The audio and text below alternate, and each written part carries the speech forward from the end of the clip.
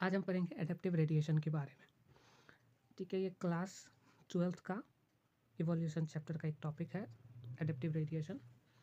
तो इसमें क्या है कि adaptive radiation during the journey of Darwin, when Darwin went to Galapagos island, जब डार्विन गैलापागोस आइलैंड पे गए, there he observed an amazing diversity of creature of a particular interest. Small black birds called the Darwin finches amazed him.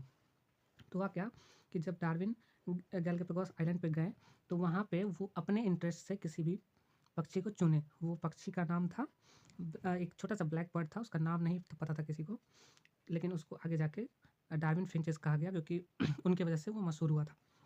He realised that there were many varieties of finches, अलग अलग variety के finches थे, अलग अलग variety के finches थे एक ही island पर।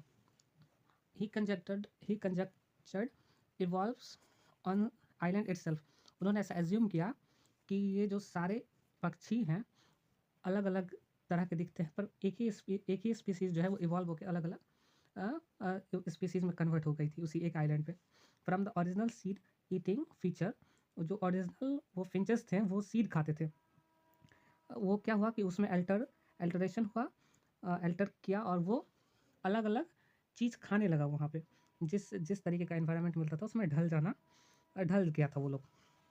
From original seed eating feature many other forms with altered beak arose enabling them to become insectivorous and vegetarian finches. तो उनका जो ये बीक्स था, ये जो बीक्स होता है, चोंच जिसको बोलते हैं, वो अलग अलग शेप में हो गए थे, अल्टर्ड हो गए थे।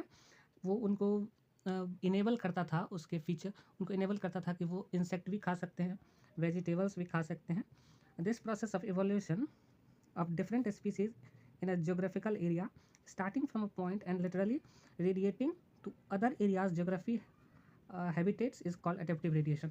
तो इनका कहना ये था, एडेप्टिव रेडिएशन का मतलब ये होता है कि एक स्पीसीज़ एक पॉइंट से अब अपना जोग्राफिकल एरिया में अपना चारों तरफ मूव करेगी और जिस कंडीशन में उसको मिले, जिस कंडीशन में उसको ढलने का मौका मिलेगा वो ढल जाएगा, और वो स्पीसीज़ एक ही होगा, अलग अलग एरिया में रेडिएट कर जाएगा। उसको बोलते हैं एडेप्टिव रेडिएशन। एडेप्टिव मतलब जो अडेप्ट कर जाए, और रेडिएशन मतलब जो अलग अलग दिशा में रेडिएट करता है और वहाँ पे जाकर वो अडेप्ट कर जाता है।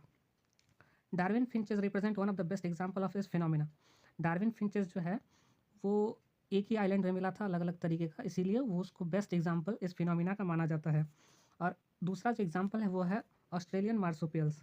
ऑस्ट्रेलियन मार्सुपियल्स भी के साथ भी ऐसा ही कुछ हुआ है।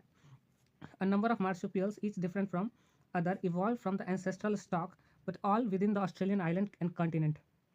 तो वो क्या हुआ था कि ऑस्ट्रेलिया का एक आइलैंड था, वहीं पे वो जो ऑस्ट्रेलियन मार्सुपियल्स थे वो भी रेडिएट करके अलग अलग स्पीसीज़ में कन्वर्ट हो चुके थे। तो यहाँ पे एक टर्म है जो कि बहुत ही इंपॉर्टेंट है।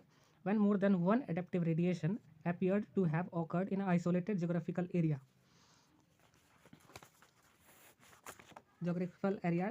different habitats, one can call this convergent evolution। तो ये जो है वो कन्वर्जेंट इवोल्यूशन का डेफिनेशन है in the term of adaptive radiation.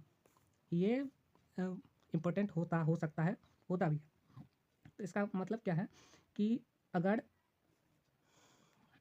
अगर किसी भी अलग अलग एरिया में, मान लीजिए एक एरिया है और यहाँ पे जो है सो एक ही तरीके का दो अलग अलग तरीके का स्पीसीज़ है, वहाँ पे इवोल्यूशन हुआ, सेम तरीके का इवोल्यूशन हुआ, और उनका जो एक है ऑर्गन है वो एक इवॉल्व करके अलग अलग ऑर्गन से और इवॉल्व करके सेम फंक्शन करने लगता है, तो उसको बोलते हैं कन्वर्जेंट इवोल्यूशन।